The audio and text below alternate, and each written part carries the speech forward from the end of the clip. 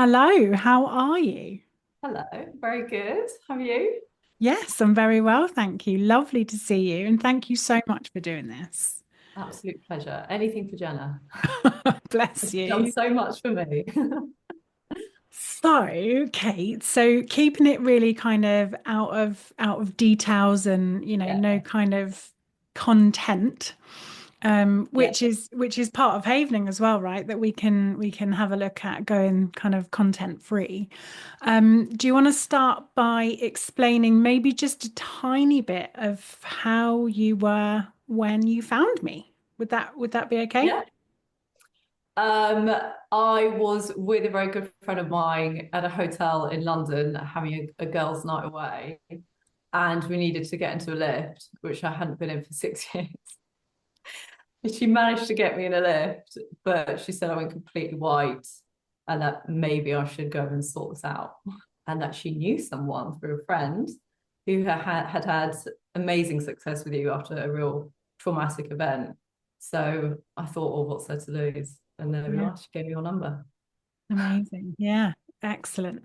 And kind of what was so that was the kind of start of finding me at Gentle and the beginning of our working relationship. Do you remember what kind of either emotional or physical kind of things you were working, that you had when we first had our discovery call?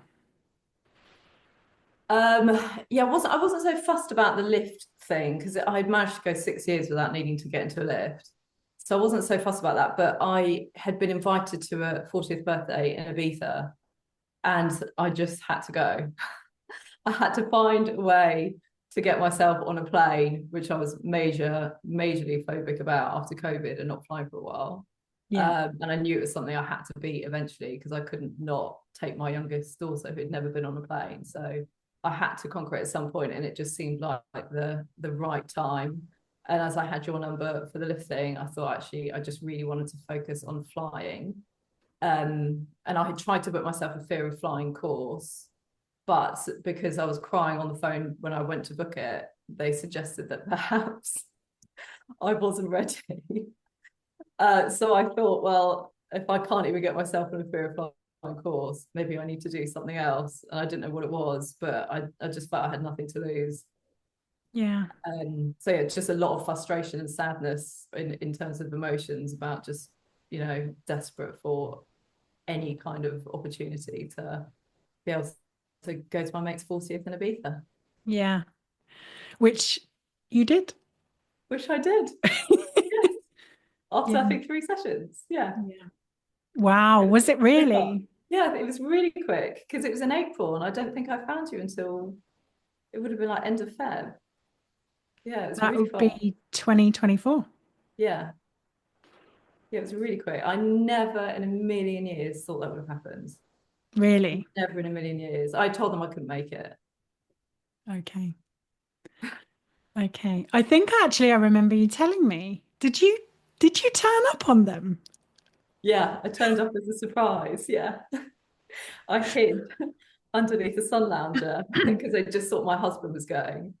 He was like, you got to find yourself a way to get there. I'm not missing this. And that was a real motivation. And then I sort of popped out, and yeah, they had no idea that I had gone from massively phobic to like within a few weeks on a plane to Wow. be there. Wow. And how long hadn't you flown for? So it's 2024, and no one could obviously fly from 2020. So yeah, it's been 5 years. So 2019 was I was a frequent flyer prior to COVID, but then just not being able to fly through COVID just turned it into a phobia. And when you found out about Haydening, so it's not something that is hugely known yet. Did you have any hesitations of trying it out? I personally didn't because I've tried everything under the sun. Um, but literally everything I've done it, and even weird things that people haven't heard of, I've done it over the years. And that's how I coped with. It gave me short term mechanisms to sort of cope with flying and lifts and things over the years. Nothing ever gave me a permanent solution, so I didn't. And I think when I googled havening, I saw that it was a Paul McKenna speciality, and I had seen him live, so I knew what, the type of things that he could do. And so I could see online, about sort of touching techniques and things like that. And I thought, well, if Paul McKenna is promoting this, like, bear in mind his skill set, it wasn't, and obviously you're an absolute fraction of the cost of that. And he's transformed, lots of people's lives. So no, I didn't have any concerns at all. Amazing. Okay. So what was your first session like? Um, it's really quite hard to remember. And I don't know why. It's really hard to remember because it's a permanent change. It feels like a permanent brain reprogramming. It's quite different to other techniques. It's actually quite hard to look back. It's really weird because you Would you immediately say become a like, different person. yeah, So yeah. I remember a lot, crying, and I remember being asked questions I was never ever asked before with any technique. Bear in mind I've done NLP, CBT, hypnotherapy with various different people, counselling, Tony Robbins twice, reversal therapy. I don't know if I've even mentioned them all. I'd done it all, with temporary effects from these things, and some didn't work at all. Um, but nothing ever asked a series of questions like you would in Havening. Nothing ever, everything tried to address why I was fearful of flying. Like, what is it about flying? You scared that you're going to crash. And I was like, no, no. And I never needed to do the fear of flying course. I was never scared of actual flying. It was prior trauma that got mm, sort of associated with flying. But this was the only technique I've ever experienced, which for me asked the right questions and took me okay. to the right points. For example, you would always say, well, when did you first experience that emotion? Because I would say, I'd feel out of control on a plane. And I remember you saying, this was probably in the first session, when have you ever felt out of control before? And that was it. It was like, okay, this is a different form of therapy. This is. But it also gives you those techniques to feel comfortable to talk about things you wouldn't normally talk about. Mm. And if you don't want to talk about, one of the things that Havening is really good at is enabling us to feel safe. So if we do want to have a chat about something, or we don't want to have a chat about something, you can still work on the memory or work on the feeling. Do you Yeah. remember a do you remember feeling safe to open whatever box it was that you wanted to work on? Do you remember Yeah. do you remember feeling safe? Definitely. That's a standout thing that was different about Havening versus everything else. So hypnotherapy, when I'd have to lie there and think about flying, I would just go into sort of fight or flight when I should have been relaxed. Yeah. So it just didn't work. It actually made it a lot worse. And when I know it does work for some people, but for me personally, counselling again, I was just never asked the right questions, and I wasn't ever given those techniques, the distraction techniques, to be able to feel safe enough to answer a question. And in counselling, you always have to speak out loud, whereas with Havening, you're given the option just to do it in your head, which is, Yes. again, something that's very different. And then if you do end up thinking or saying something that makes you feel uncomfortable, you're then immediately given techniques to calm that fight or flight experience, which nothing else I've tried does that. So I would never then talk about something which would have made me feel out of control before. I just would never Mm, have said it because I wouldn't have felt safe enough to go there. mm.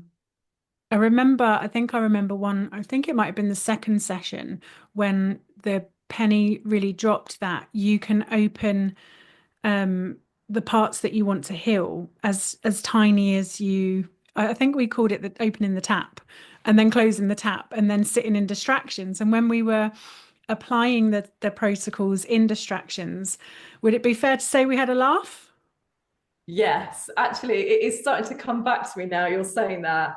Yeah, I remember we started with a silly example, like just something really silly. And I Yes. remember feeling so shocked with how quickly you could then revisit that emotion and not have, sorry, that event, and not have the same emotional response. Literally Yes. within about what, 5 minutes? Yes. Yeah. I And call then it the we were plant away. pot. Then I remember I then relaxed. I was like, wow, this is really different.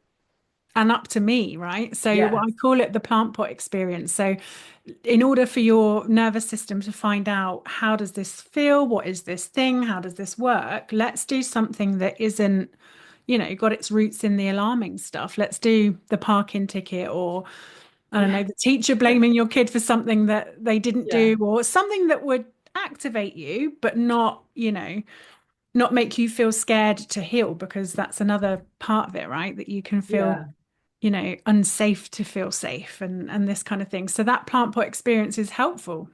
Yeah, I had totally forgotten about that, but actually, yeah, you feel very much in control of it. Yeah. Whereas with things like counseling, you feel like, well, what are they going to ask next? And what if I don't want to answer that? And it's not a relaxing experience, I don't think. Whereas havening is.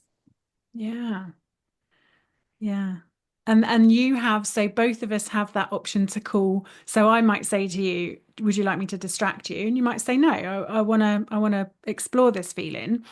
Or yes, please distract me. But you can also say, Jenna, distract me. That's a really important Yeah, part of that process to yeah, that you have the power, that it's driven, although I'm holding space and I have the tools and the skills, you have the power to direct, this isn't right now, we need to come back to yeah, this, or can you distract me, or yes. And what's also weird is how it just feels like such a distant memory. It's really funny. It's just it just feels like that happened such a long time ago, and it really Mm. it didn't. It's very strange.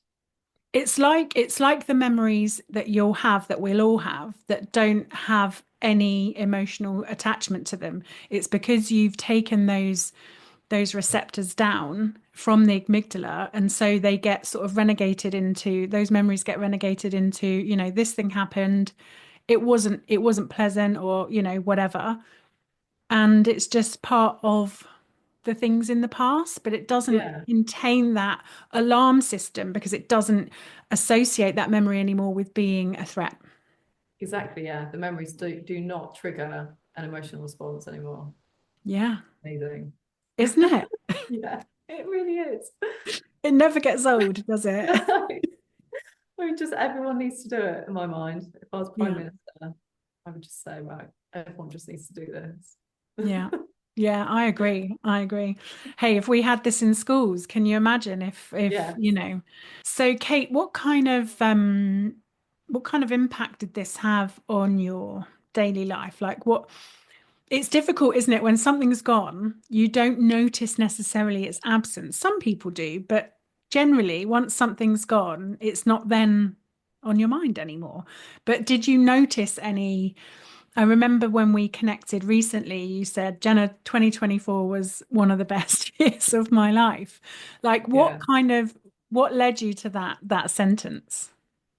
Oh, it just changes so much. I think because I carried on with havening, and then once I'd tackled being able to fly to Ibiza, it was like, right, well, now I want to do lifts and I want to do tubes, and it was because my world had sort of got smaller after COVID, and then I just kept on going. I think partly because you never said, like, I think you're done now. You just let me sort of come back. And then I remember one day you said, I think you're kind of there. You probably don't need to come back anymore. And that was amazing.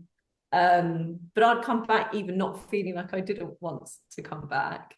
So because I did, and it was still surprised me how many little things would be left. So I think because I ended up doing so many sessions, because I could see how powerful and how fast it was, I then just wanted to change everything.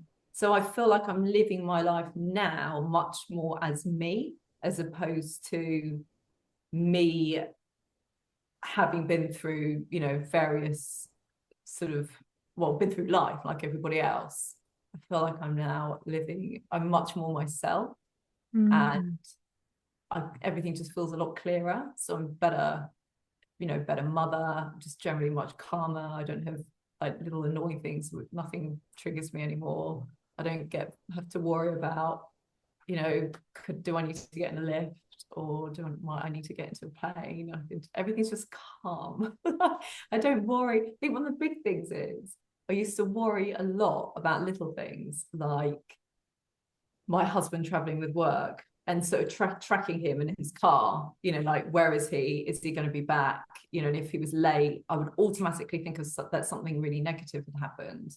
But I don't feel like that at all with anything. I don't automatically assume that bad things will happen anymore. I just don't. That's been a massive change, and that's across, I mean, all parts of your life.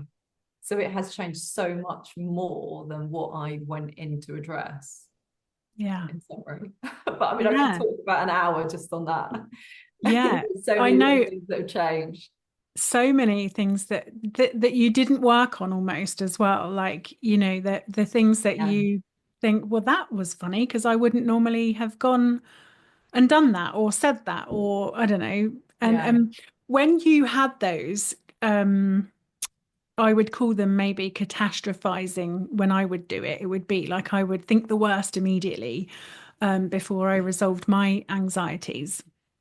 Did you get any when you had those thoughts, oh, his plane's late or whatever? Did you have any physical symptoms that are also gone, or was it just in your mind? It would depend on the severity of the situation. I mean, no, I wouldn't completely freak out about, Adam crashing his car to get back from work. But it would just be like a niggle, in my Okay, mind, like he's late, something bad's happened. Whereas now okay, I don't even think about it. Not just not on my radar. And it's not just that, but so many little things like that. And I suppose if something could have been very stressful, uh, like a potential health scare that I had last year, that I probably would have catastrophized a lot in my head before, and probably would have led me to be very, very stressed and anxious. Whereas the catastrophizing just didn't happen. It just wasn't really, it's stressful, sure, yeah, but didn't become an issue. yes. I remember you saying, I can still feel stressed, but it's not anxiety. Yes, there's no anxiety associated with the stress. It's just stress, but Yeah. lighter. Yes, Yeah. but lighter. Yeah. Do you remember um and I can cut this out, but do you remember your shaky legs? Yes, big time. Do you Yes. do you And I want to say remember being anything about very, that? very cold, really Yes. cold, and very shaky all in my legs. So I think you explained, I mean, I didn't know what it was, but I think you explained, well, if that happened, during a traumatic event, then, if you haven't properly processed that or dealt with that sort of pent up energy, then it's kind of coming out now you have addressed it. Yeah. So, well, that's another thing I have to mention. Like, my physical health has massively improved as well. Not that I was in a bad way, but just feeling really groggy in the morning and always having a very uncomfortable digestive system, and just, always worry about what I was eating because I didn't want to, upset my stomach. I'm so much more relaxed. I don't have to worry about, what I'm eating anymore, because all the sort of, not that I had any major issues, but just niggles um have just all gone. Waking up being refreshed is amazing. So I would always be the last one up, and I would come down like death in the morning. I mean, I don't want to talk to anyone. Like, it was just, mornings were just not good for me. And now I literally wake up. I'm not getting more sleep. I'm getting this, probably, if anything, less sleep. I think my body's just clear. It's just free. I'm more relaxed. It's able to rest. Generally, yeah, just I don't know. It's hard to explain, but all those things have really improved as well as a consequence. Again, that was never addressed, but it's just a happy consequence. Yeah. Amazing. It really does allow us to hit those deeper parts of the sleep cycle when we are psychologically safe, I guess. Yes. Yes. Yeah. Yeah. Definitely. Amazing. When we learn havening and when we've had sessions, we start to learn how to use these tools for ourselves. Did you feel any sense of, I don't know, empowerment or anything, any kind of sense of control? Definitely. Definitely. Because I'd done, on flights, got the Saw app and, all the tapping and, the breathing and there's so many like little things like that. And I had tried them all but I still never felt relaxed. But the havening did actually feel very powerful. It's so hard to explain why. It just really worked for me. It just really did. Yeah, it wasn't like a sort of panic, quick tap it away or whatever, which I just never got into. And I felt like sometimes if I was ever going into a fight or flight, like on a plane or whatever, or if a tube had stopped or I thought I couldn't get out of the lift or whatever, um, I would go into hyperflight and like deep breathing just never worked. If I was like hyperventilating, it's just not going to calm me down. But the havening, I don't know why, it just worked. Yeah, it's very You'll know soothing, more isn't about it? why. Yeah, it just was helpful. Mm. Well, one of the things it does is it lowers our cortisol levels. So it starts to reduce that fight, flight, freeze hormone. Um, and yeah, it increases our oxytocin, which is gaining more, that's gaining more kind of momentum and power, how oxytocin is so helpful for our kind of healing process and our healing journey, which is a lovely, lovely hormone and has huge benefits for our health as well. And this it also increases serotonin, the neurotransmitter to help us feel good. So yeah, that There you that will go. do. That's a starter for That's 10. why it works. It does. It definitely does. Yeah. So if you were going to say kind of three, if you were going to summarize havening in kind of 3 words or in a sentence, or maybe even say if you were going to talk directly to someone that was kind of sitting on the fence, should I try this? What would you say about kind of having a session of havening? I would say, I think, speaking from my experience, one of the biggest issues I have, and I can only assume that other people therefore had the same issue, is when you've lived with a phobia or, a chronic condition or some sort of trauma for many, many years, it just becomes your norm and it becomes kind of comfortable. And I think the only way to really step out of it is to just give yourself 2 minutes to actually look at imagine what your life would be like without that. And I think that then gives you that motivation to go and do something about it. Mm, But I think you have to be able to imagine what your life is like. So for me, it was just, I didn't care about the lifts. And I had said, it's fine. Like, we didn't have planes 100 years ago. It's fine. What do we need planes for? Just holiday in the UK. And I just convinced myself it was fine. It's not a problem. But obviously, when you've got kids involved, I didn't want to set a bad example. So I knew I had to get over it somehow. I had no idea how, but I knew I had to do it.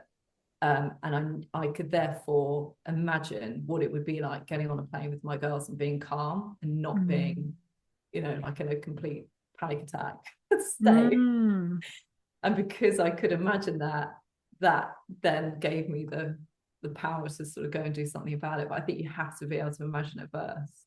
But mm. for me, anyway, Yeah. everyone's different. Yeah, absolutely.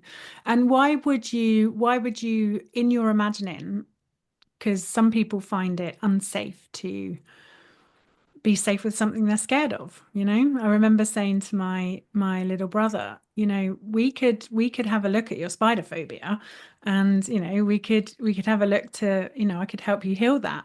And he's like, why would I want to do that? They're terrifying. I don't want to I don't want to be okay with spiders. So, and obviously, the first thing that we would do in a session in that case would be we'd work on the feeling of feeling safe to even open the box. So, with havening, or, we'd always meet you where you are in that particular, whatever it's a phobia or whatever you've got going on. But why would you, if you could talk to somebody directly, why would you recommend they try havening Evening. specifically? Well, for me, nothing else works. I mean, again, everyone's different, and different therapies would be right for different people. But for me, I could quite categorically say I have tried virtually everything I know about. I have tried. So I think that's quite, it says a lot, doesn't it? It says a Yeah. lot, and this is over years. I mean, I first had hypnotherapy as a student, so this was over a long time. Trying and sometimes trying things multiple times. So yeah. Yeah. I Amazing. feel like I can speak from experience on that basis in terms of Yeah. what specifically helped me, because and the key difference being I felt in control and I felt safe. Whereas Yes. with other techniques, they're either doing something to you and you're not in control of it at all in any way. It's just like, well, I lie on that couch, sit there and vocalize every question I asked you. We'll do this, do that. Reversal therapy was very weird, where I had to get off of the plane and then work the whole flight backwards and do that over and over again to like crazy music and different colors. And it was really crazy, totally mad.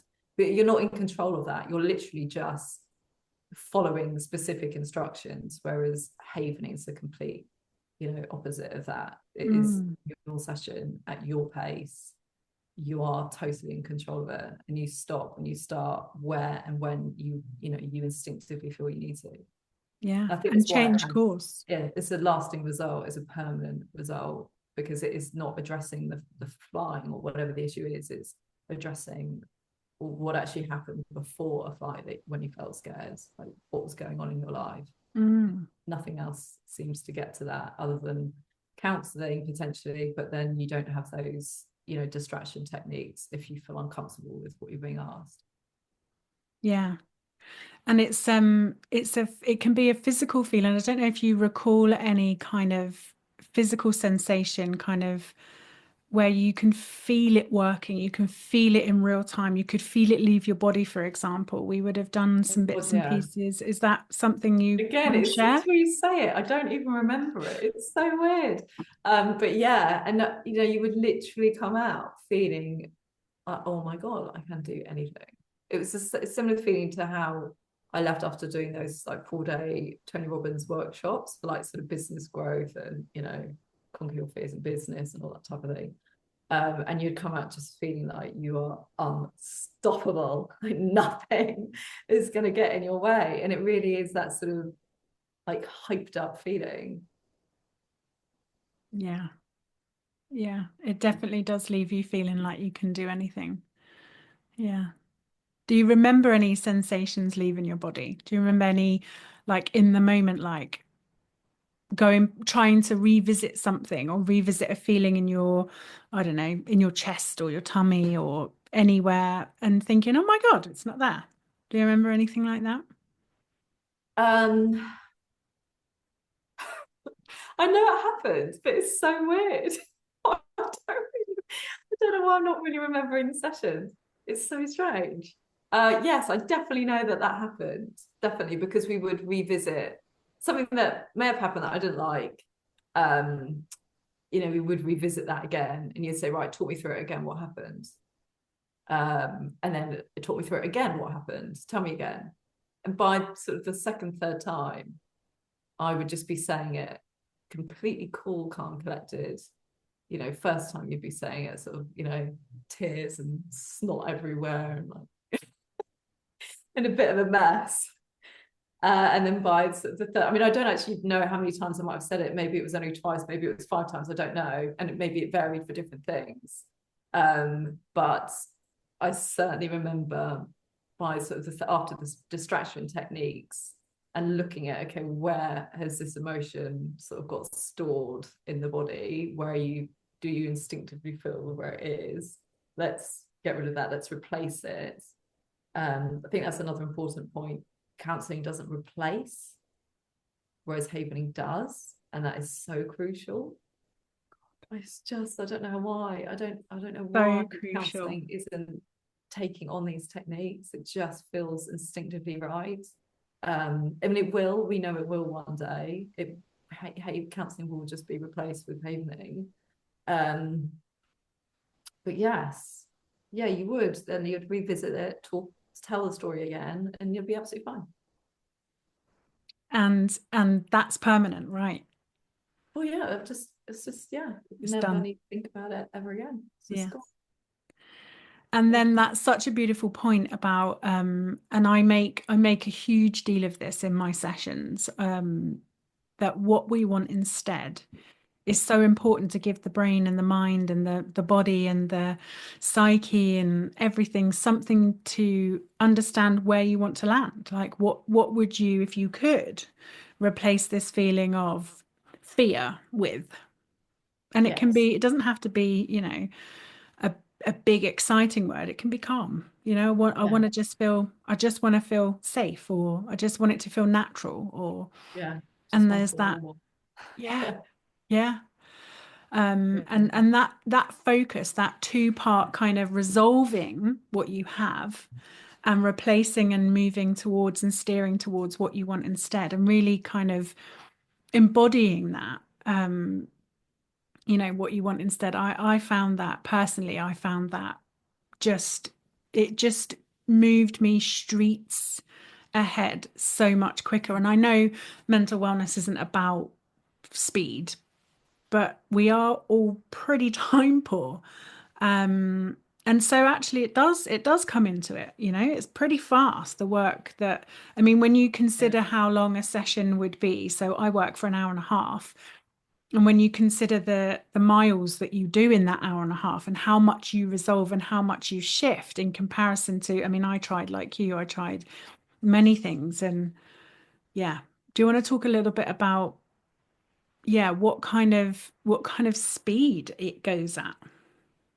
Oh my, I mean, yeah, to think that there's no way in hell I would have got on a plane in April, especially whatever it is, a 2.5 hour flight. It wasn't like a quick hour, it was 2.5 hour flight to Ibiza. It's just no way I thought I would have been able to do that in the time I did. I honestly couldn't believe it. Um, yeah, it's the mind boggles. Well, it's wasted so much money and so many years doing these techniques, which would just about get me, okay. And then I think just because of the sheer volume of flying I did, I sort of naturally got used to it. But obviously, as soon as I stopped, underneath it all, these issues came up. Um, Whereas this was just, it is absolutely lasting. And it's It's so fast. because it's dealt with, the core issue. It's not addressing the symptoms, it is Yeah. dealing with the root cause of the problem and Yeah. changing any core beliefs or whatever's not helpful to you, and completely not just eliminating them, but as you say, replacing them, which I think is absolutely fundamental. So Yeah. it's, yeah, the speed was just insane. But I think partly down to you. I don't ever remember you asking a question ever that wasn't required. You do know, and I have to say, with other havening practitioners, I don't know if they can all, it was pretty remarkable, really, how you just seem to know instinctively what the questions are to ask without knowing me, without knowing anything about me. You just, and that's really quite special because not everyone can do that. And I think that really does speed things up dramatically. Mm. Yeah. And taking a perspective, taking a pause and taking a different perspective on things, it does definitely help, to ask good questions and Yeah. and empower the person, for example, with what, okay, that's what you've got, I've got a note of that, what do you want instead? And it's like, well, I don't want that. I don't want a fear of flying. Okay, let's break that down even more. What do you want instead? Because the subconscious Yeah. mind really likes, a deliberate, a very specific answer and not a not. Yeah. And so moving into, so what do you want instead? Not just not feeling uncomfortable about flying. What do you want instead? And it always comes from you. Do you remember Yeah. that it was never me giving you answers. It was always, even especially in fact, with what do you want instead? How do you want to feel? What do you want to think? What do you want your body to do? It's always something that will be much more meaningful and powerful when it comes from you. Yeah. But you also actually brought back memories. You would pick up on words that I would be using. Sometimes even if I was looking, somewhere. So you were really picking up on everything, body language. It must it's quite a question I feel like I want to ask you. Are the sessions quite exhausting for you at the end? Because you are taking on so you're looking for every kind of clue and signal, things that I don't really know yet. And sometimes well, no, a lot you could help me get to the right answer. It was like I felt like you knew all along what was going on. You just had to sort of go at my pace to get there. But that must be quite intense as a practitioner because there's so much you're taking in. Yes. So luckily kind of I am a very inquisitive person, and I think starting out in forensics and being that kind of, let's put it all together. What's actually going on? What's the root? What have we actually got here? So I'm quite an investigative person, but in answer to your question, I don't know if you remember, but I also havened all the way through our sessions. Yes, you did. Yeah, yeah, yeah. So I'm not encoding anything negative or unhelpful for my mind, my brain, my body, which means that I'm coming from a calm state. Yes. And that always gives you then something to mirror when someone is very calm, still compassionate, I hope. Yeah, Um, yeah, you know, yeah. but that I'm calm because what we're finding with havening is that it's preventative. So if you have, I might have talked to you about this a little bit in session, if you have something that is happening now and you haven, it doesn't encode as a trauma. So it means that I'm not picking up other people's stuff as they're moving through, whether they're sharing with, explaining what happened in the past, or they're just going content or disclosure free and not telling me what the actual content is, because I don't know if you remember, it's not necessarily about the content, is it? It's about the resolution of that alarm system. So in all of that, however the sessions unfold, I don't encode. So I actually come out of there with I don't remember much, I'll be honest. I don't remember much of what happens specifically in sessions. So people often feel like I know much more about them than I actually do. Um, but I come away feeling I have a sense of how successful it looked like it was for you. Yeah, that's Okay, definite. yeah. And so there's a slight even when it's uncomfortable, my system isn't alarmed. And even when it's uncomfortable, I'm not encoding somebody else's trauma. I'm I'm coming out with a little bit of a lift because I will always be able to take home the successes that have happened and the resolutions and the replacements, as you so beautifully put. Mm. Yeah, the replacements. So they stay with me a bit more. I remember receiving, I think you sent me a photograph of you on the plane. Yes, yeah, it did, yeah. And yeah, that is extremely uplifting. So in answer to your question, I don't get drained from or kind of encode anything from my partners and my clients that I work with. Um, but obviously, if you are concentrating for my sessions are an hour and a half minimum. So if you're concentrating for that long, then obviously you do need breaks and you do need to take care of Mm. yourself. But yeah, it's very rewarding. No, I bet because what I find so amazing are the chronic illnesses I know. that you're able to heal I know. from people releasing past traumas and events It's and incredible, isn't it? negative beliefs that they held. I just find that unbelievable. Because when we Issues for encode years. something, sorry. I was just going to say issues that have gone on for years that that doctors can't do anything about. It's Yeah. just labeled chronic, and then Because we what we happens, Jenna? Yeah, exactly. Because we don't assume that the things that we've got going on in our body, right, our tennis elbow or our poorly shoulder or our uncomfortable tummy from time to time, whatever it is, we don't necessarily assume that they have anything to do with our mind. And there's that kind of it's almost offensive to suggest that your mind is creating your Mm. physical ailment. It's like, how dare you? This is very real. This is Yeah. very painful. And it's like, well, yeah, it's still real. It's still painful, but there is every chance that your mind is coming up with this and there will be a reason for it. So I had Um, no, you've taught me all of this. I honestly had no idea, and I feel really ignorant now saying it, that the mind and the emotions that the mind are carrying wouldn't impact the body. It just seems so silly now to say that when it's just feels so obvious and clear to me, and from what I've gone, what I've experienced.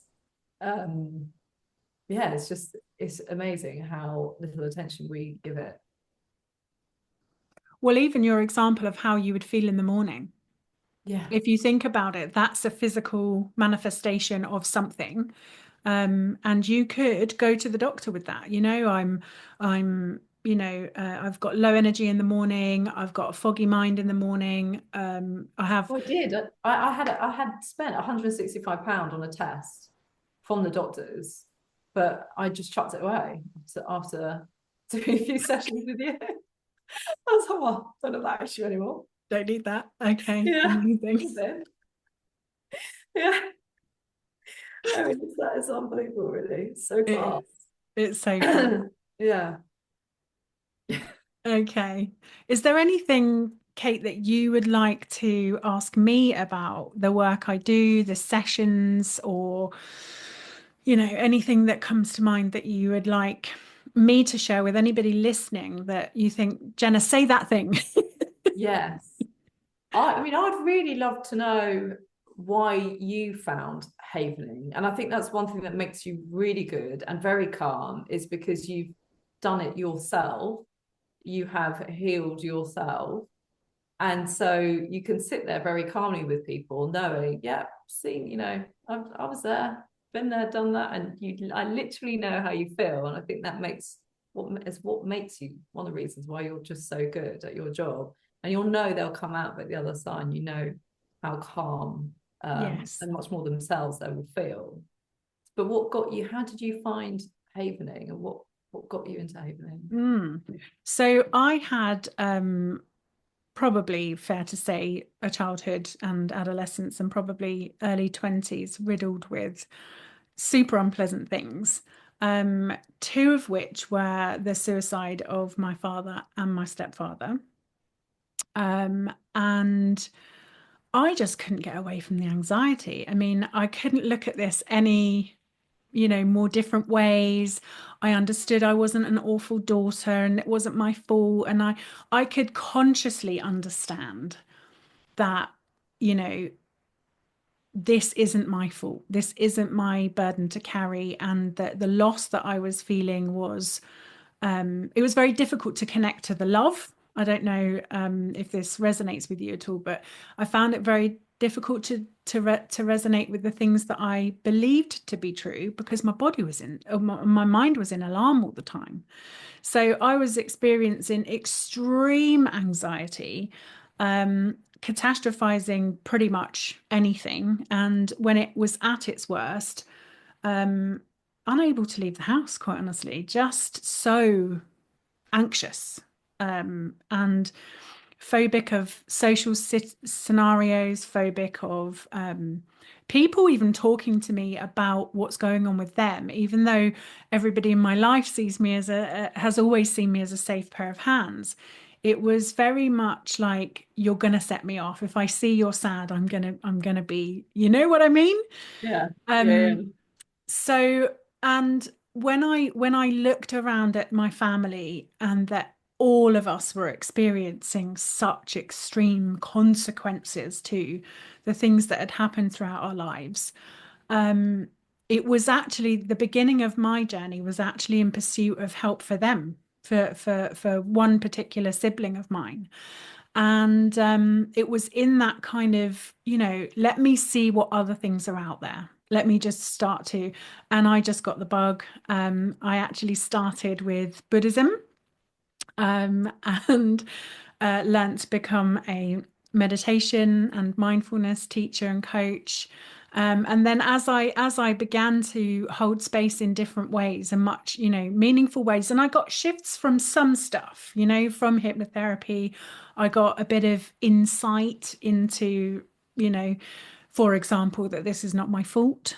It wasn't until, and I trained in all kinds of different modalities. It wasn't until I found havening that the big, what I call my big stickies, or people, people have their big stickies. It wasn't until that I resolved those that everything changed.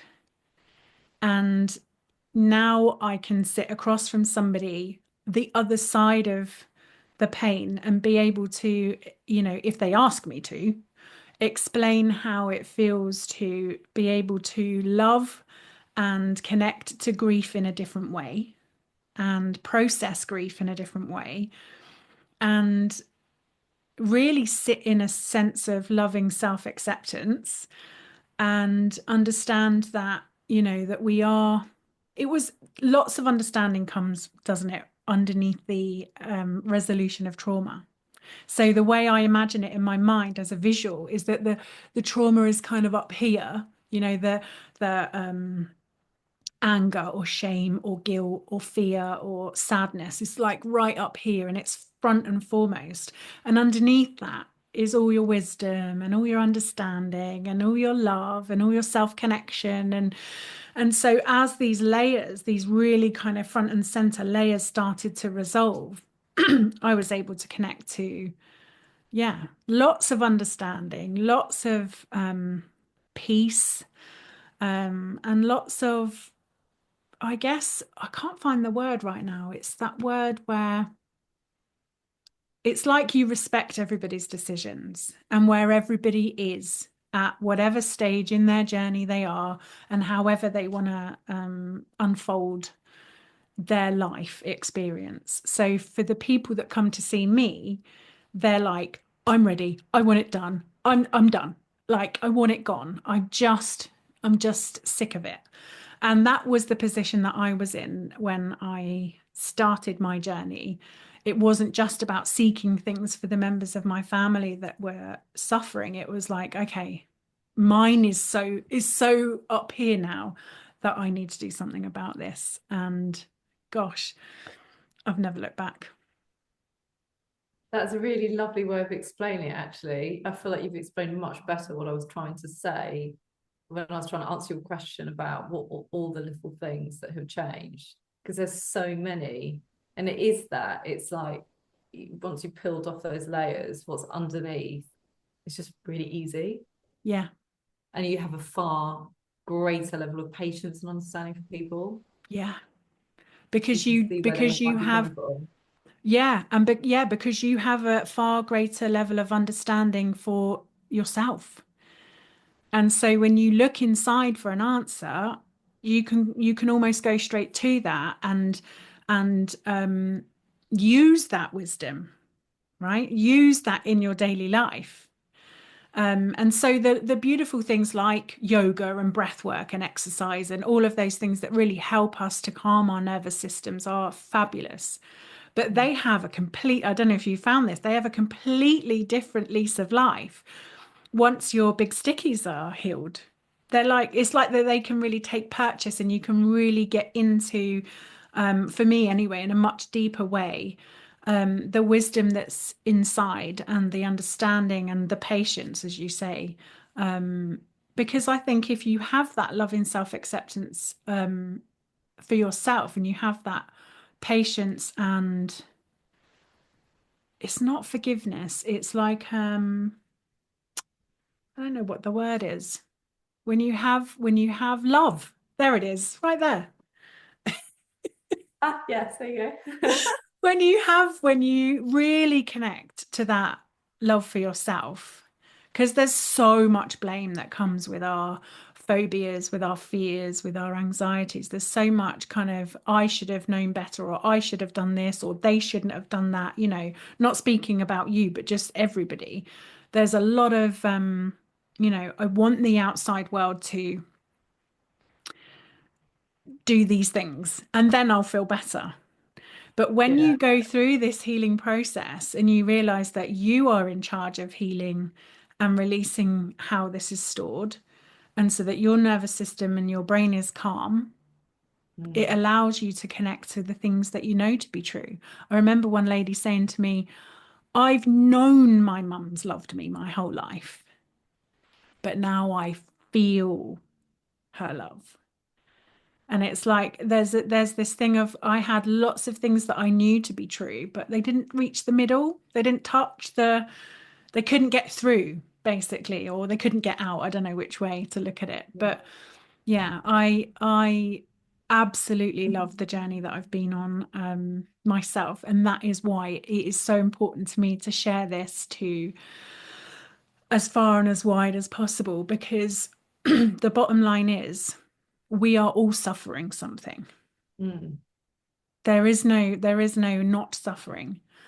But what I worry about is, because we live in a world with so many time constraints and so much to distract us, we do that thing that you mentioned earlier, which is you tell yourself, this is just how I am. Yeah, just This is just accept me. it, get comfortable with it. Get comfortable with it because it's all you've known. But Mm. what I'm really passionate about with Havening is you don't have to sit in that suffering. And when I decided to make that journey, because at the beginning of my becoming a practitioner or a healer, I was like, who am I? How dare I? Who do I think I am? Like, the imposter syndrome was in full force. I remember thinking, if I can help one dad not do that to his kids and not do that to himself and not suffer so much that he feels that's the only option, I've won. Like, this is, I'm good. I'm good. Just one. Oh, and that was me. I just put one foot in front of the other, and yeah, more than one potentially. And now you've helped many, many people and cured many chronic illnesses as well. Yeah. Yeah, that was an added bonus I was not expecting. The physical, because I've developed my own training to extend, from the Havening protocols to extend into how we can heal our physical ailments and our somatic kind of symptoms. And yeah, it's incredibly powerful, as you know, but yeah, incredibly powerful. Save the Amazing. NHS a couple of bucks. Yes, it definitely would. It definitely would. I mean, it will Yeah, get there. It will get out one day. It I have will. no But doubt. Yeah, yeah. I have no doubt. And things like this really help. Do So you have thank you. any NHS clinical trials finished or happening?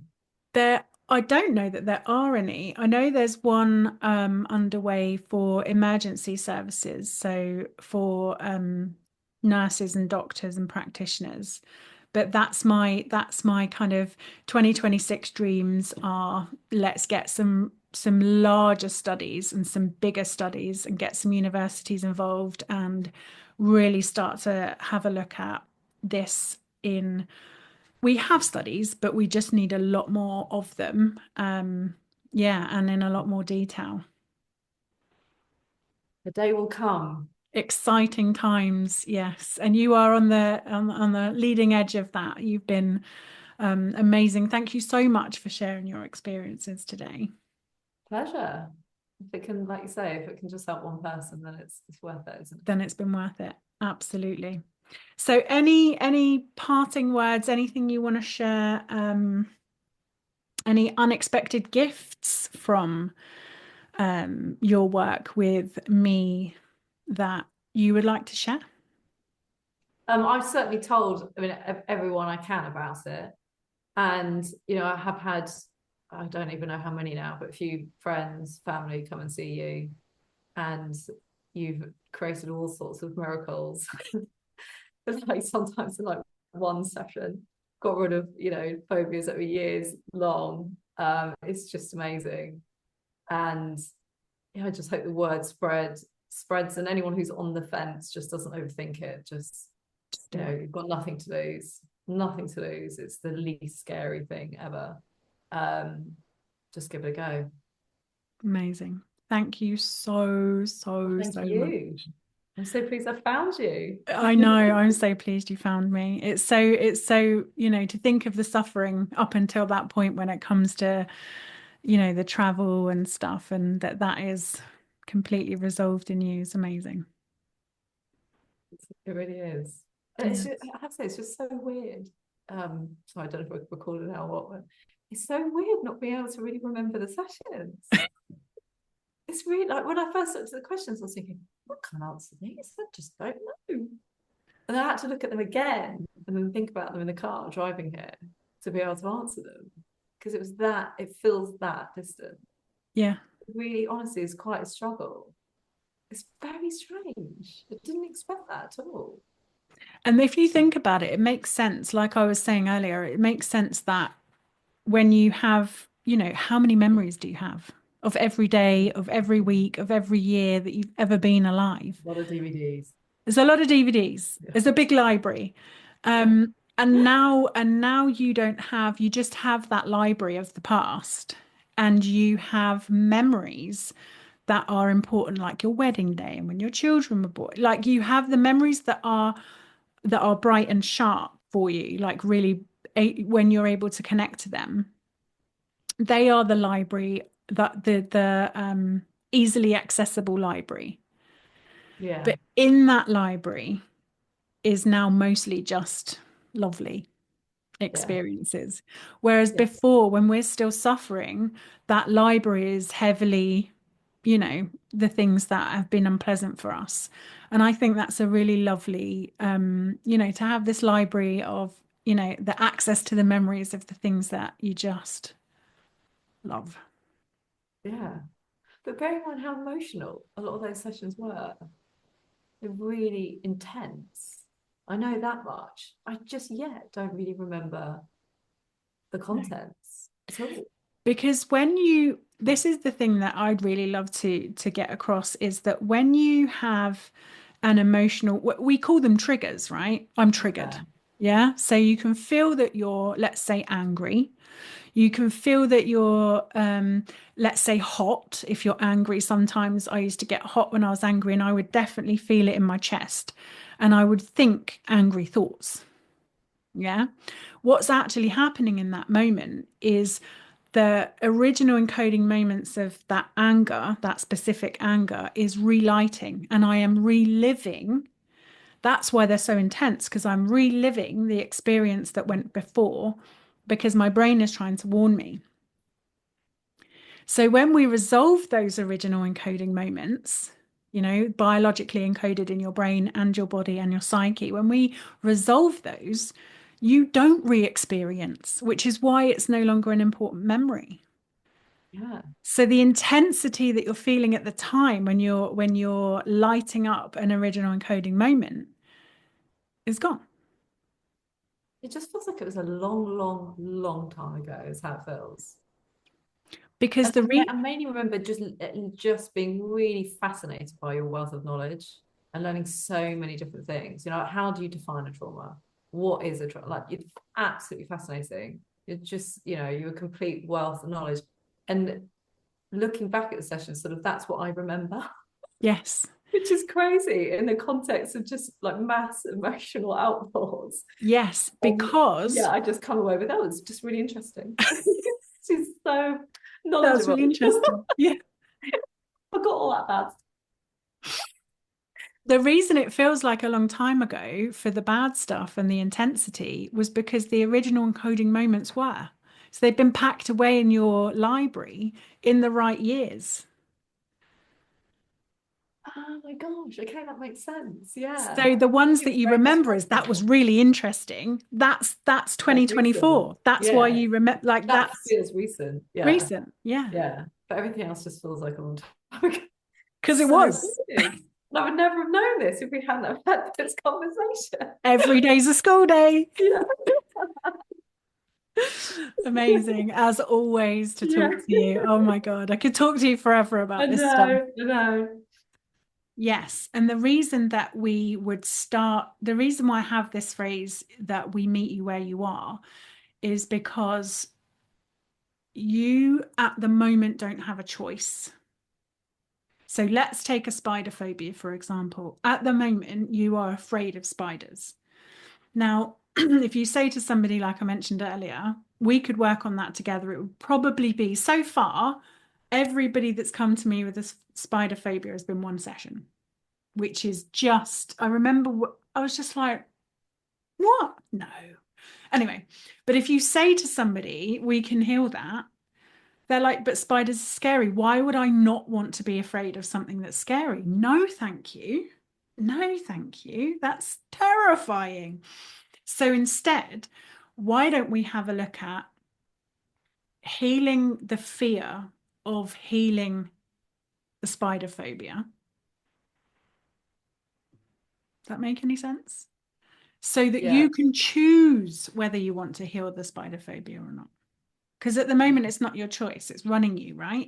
yeah, It's lighting up. So if you have to in emergency go to the back of your cupboard or go to the back of your garage or go to the back of your shed, you don't have a choice whether you activate right now. You know, whether even just the thought of your shed or your garage or your whatever is just going to bring that either the womb or the cold sweats or the shudders or the heebie-jeebies or whatever. I mean, I remember doing my spider phobia. I think it took me about 35 minutes, which is crazy. one phobia I don't have. And so you don't have the ability to choose right now Yeah, because you are okay. that afraid. So why don't we not work on your spider phobia? Why don't we instead work on bringing the alarm down in your system so that you could choose if you want to work on it or not? Yeah. Does that make sense? That does make sense. Yeah, yeah. Because just otherwise, it's just a step too far, isn't it? It's a step too wide. We Big, need a stepping big, stone big in step. between. Yeah. Yeah. So that you can then, because fear is scary, right? I remember the first healing session I ever did of anything.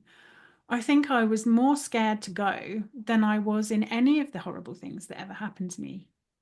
I was absolutely terrified to go and try and heal it because I knew that I have to get my fear out. And it's fear by its very definition, by its nature, it's going to be scary. So instead of having a look at anything that's scary, why don't we have a look at calming the fear of fear? That's what I'm trying to say.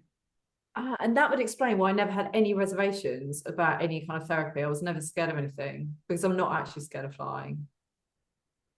So trying to cure that phobia wasn't. I didn't realize what was underneath it. So that explains a lot. And why the plant pot experience is such a beautiful way to begin when you've never worked with havening before or you've never worked with me before, because you're allowing your all your systems to know what it is that you're about to do. So you're like, oh, well, if I can light up that parking ticket and that fury that I had that day, or whatever your plant pot experience is, and then, go through the process where I don't have to sit in it unless I want to, or even explain it unless I want to, then that means I could open any box and I don't have to tell you what's in it and I don't have to sit in it because you're going to distract my working mind. So it's extraordinarily gentle, but the fear of fear is a big thing because it is you're afraid of being scared, and rightly so. That's the point of fear. What we're programmed to do. Yeah. Yeah, yeah, Yeah. yeah, yeah. You're supposed to. Yeah. So if your brain has stored that as a threat, if your brain has stored that as, this is a real threat to you, and this can be a movie. This can be you laying in bed. Kids do this all the time. They lay in bed before they go to sleep and they imagine that the dressing gown on the back of the door is a monster or the branch on the pane of glass is, whatever. So the imagining of something scary can encode in your brain. A story someone tells you about something that happened to somebody down the road from them can encode, if you're imagining that in real time and your brain decides that's a threat, it's writing it all down. I will warn you of that. If anything similar to that happens in the future, I will alarm you. And so it's constantly in this busy kind of record keeping of how to keep you safe, basically. And that, like I say, that could be a movie, that could be a financial thing. Your brain doesn't know the difference between that saber-toothed tiger and your boss being a total ass. Or being made redundant, or being, something that you would think, well, that's not a threat to my life. Well, try telling your brain that. The brain is very clever, isn't it? Mm. It's a Have great there been system. any have there been any MRI scans of people before and after havening? I don't know if there directly have been before and after Havening, but there is a guy who is really interested at this, and I have reached out a couple of times. I've decided that I'm going to just email him every day and bombard him Yeah, until yes, do until he it. does some research with me. So not yet, but that is, I think, because you can instantly see it you can see trauma on a brain scan. And so, yeah, yeah. Wow. Oh yeah, yeah, yeah. And so if you then resolve the trauma, you will be able to instantly be able to see it. Oh wow, that would have been amazing. So I would love to have had a before and after I know. picture of my brain. Yeah. It definitely changes your brain. Yeah, Wow. for sure. Or hopefully he'll get back to you. That would be I'm just going to fantastic. harass him until he does. Yeah. Amazing. Thank you so, so, so much for this. Thank It's you. been amazing to catch up Thank with you. you. And, in the loveliest possible way, I hope you don't need me. I hope to not see you again. But equally, if you do, you know where I am. Yeah. Yes, No, and thank you as well. you're very It welcome. has been a huge transformation and fun as well. I think Isn't that weird? that's what I remember mostly, learning a lot of very interesting things and it being fun. Isn't that Some so bits and weird? coming out feeling amazing, whereas the reality is probably quite different. But that's how I feel looking back at it. That right there is probably the biggest accolade we could give to this work. I remember it being really interesting and fun. That's what I remember. Yeah, yeah. Amazing. Thank you. Thank you. Have a lovely weekend. And you. See you soon. All the best. Bye, Bye. love.